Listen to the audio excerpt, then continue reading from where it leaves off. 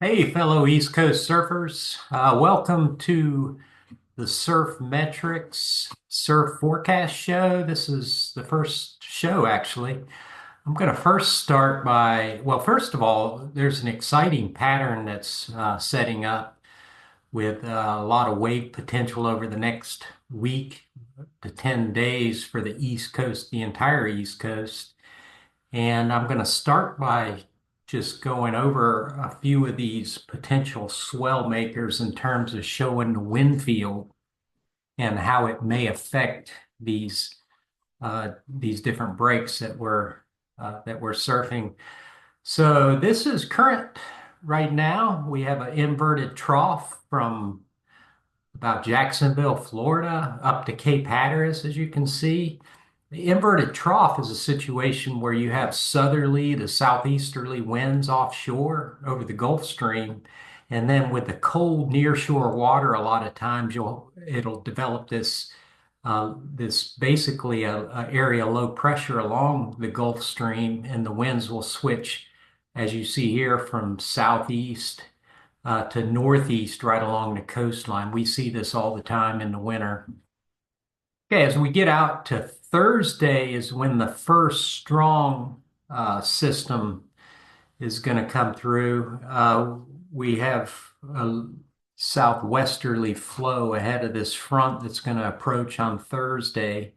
And right now, the models are showing winds up over 25 knots, which is a good wind speed to generate swell in the 8 to 9 second period range pretty effectively. As you can see here, the strong surge starts off Florida, and there's a nice fetch all the way from Florida up into the mid-Atlantic, and New Jersey and even New York will experience this swell to some degrees. It's not the ideal direction. We'd love to see more south, the southeasterly flow to generate swell for all beaches, but the south-facing beaches will certainly feel a lot of this swell that's generated on Thursday. I'll go into detail showing the surf for these various swell events in just a little bit. And then the next one's on Sunday. So that passes through the front actually sags south here on Friday, and you can see here the flow is more east, directed east as that front drops down. And this is where Florida is going to get a lot of swell generation. And then on Sunday, for Florida, actually the winds switch back from the southwest, and that's offshore here. So we'll see some of the swell that was generated with the easterly flow that there will still be swell coming in with some offshore winds. So around Sunday, there's going to be good surf in the Jacksonville, Daytona Beach area. But further north, you again get even stronger flow with this second system, 34 knots, substantial numbers for the wind, and it's going to generate a longer period swell, wind swell for areas of the East Coast. And I'll show that in the surf forecast. The late next week, there's potential for an even stronger system that develops. The models are showing at least they have a signal for a strong storm that could actually develop off the East Coast, and more of a classic. They call this a Miller type A situation where you have a low that develops in the Gulf of Mexico, traverses Florida, and then essentially bombs off the East Coast. And this is where we get our best surf. And you'll see this in some of the forecasts as potential, at least. This is very uncertain as we get this far out, and I'll show that in our spaghetti waves. Okay, let's take a look at Oak Island. This is where I surf mostly at Ocean Crest Pier, and there's quite a few interesting bits of information that we can pull out of spaghetti plots. Quick overview. Again, these are multiple surf forecasts in the system, and any spread in those forecasts indicate uncertainty. We can see from this that over the next week, almost a week, there's quite a bit of certainty in the forecast. So we can be confident, I think, that On Thursday, also over the weekend and see, Saturday especially, or Sunday, there's going to be something on the horizon that we can paddle out and catch a few waves.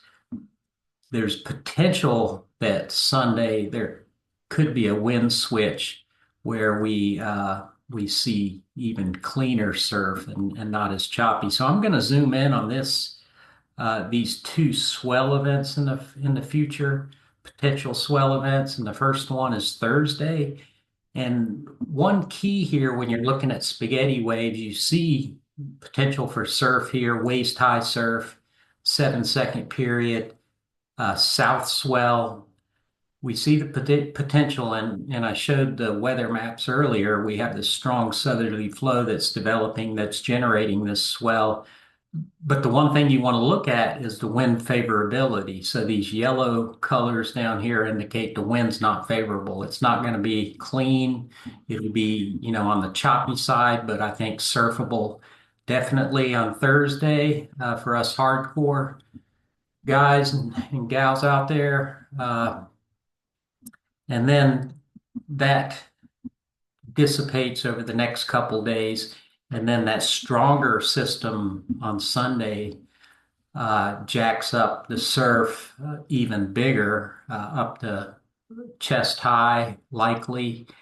And you see here all these blue lines, they're all converging on Sunday. So this, again, with spaghetti waves, this gives us some certainty that this will occur on Sunday, at least more certain than not. And the timing is fairly consistent between these runs. They all peak midday on Sunday with a south to south southwest swell.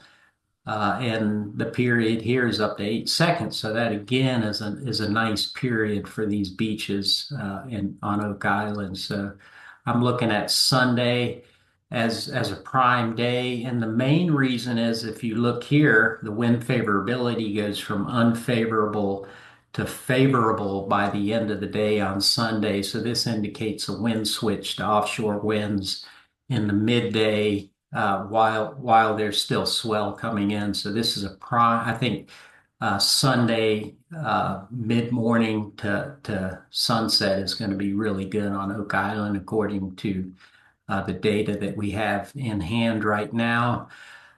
I'll zoom back out and just illustrate spaghetti waves and its power again. There's a lot of signal here for next week as well. So we're looking way out into the future.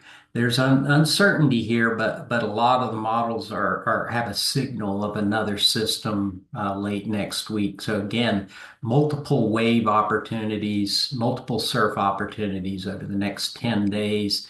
And then after that, I would discount a lot of this. Again, Surfline's going to give you this one number, but when you look at all the model runs, there's too much spread to really believe that 100% right now. But there is a pattern setting up generally in the Atlantic Ocean for waves for the entire East Coast. So that's a positive and a lot better than the last few weeks or even the last month.